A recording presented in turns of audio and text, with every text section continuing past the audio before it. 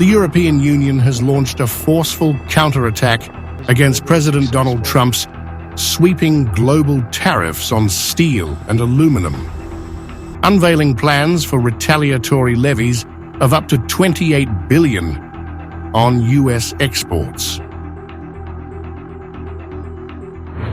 As the United States are applying tariffs worth $28 billion, we are responding with countermeasures worth 26 billion euros. This matches the economic scope of the tariffs of the United States. Set to take effect on April 1st, this bold move signals a dramatic escalation in an ongoing trade war that's shaking the foundations of the world economy. With fears mounting over rising prices, potential job losses, and economic instability on both sides of the Atlantic, the stakes have rarely been higher.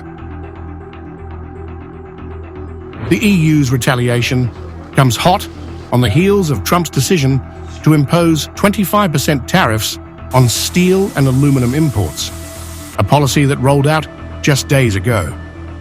These measures hit major suppliers hard, including Canada, the US's top source of both metals, as well as industrial powerhouses like Germany and emerging producers like Brazil.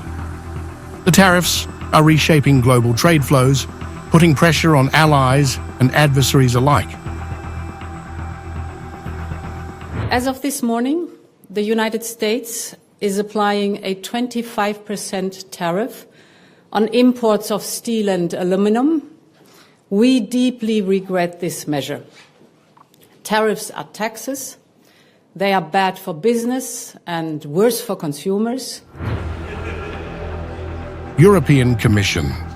President Ursula von der Leyen defended the EU's response, calling it a proportionate answer to the $26 billion in US tariffs now squeezing European economies. Yet she struck a conciliatory tone, stressing the bloc's openness to talks with the Trump administration. Jobs are at stake. Prices are up. Nobody needs that, von der Leyen warned, underscoring the human cost of the standoff and the urgent need for a resolution. They are disrupting supply chains. They bring uncertainty for the economy. Jobs are at stake. Prices up. Nobody needs that on both sides, neither in the European Union nor in the United States. The EU plans retaliatory tariffs on US goods, likely targeting farm products, machinery, and consumer goods. Aiming to pressure Washington into a deal before April 1st, officials hope to avoid a deeper trade rupture.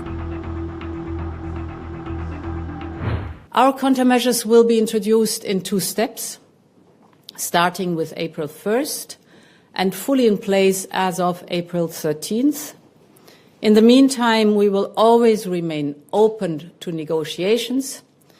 We firmly believe that in a world fraught with geo-economic and political uncertainties, it is not in our common interest to burden our economies with such tariffs.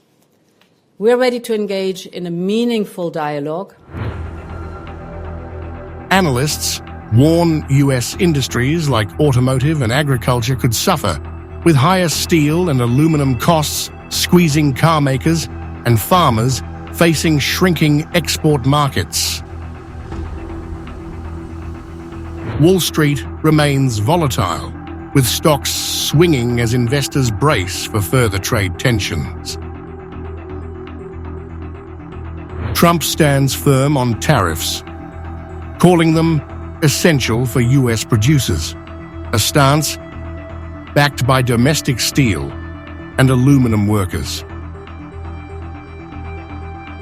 He acknowledges a risk of recession, with February's Consumer Price Index data due today expected to show persistent inflation. The EU holds its ground, while Britain and Australia avoid retaliation, prioritizing trade ties. China remains cautious, hinting at countermeasures. With global trade in flux, all eyes are on Trump's next move, possibly fresh tariffs on foreign cars.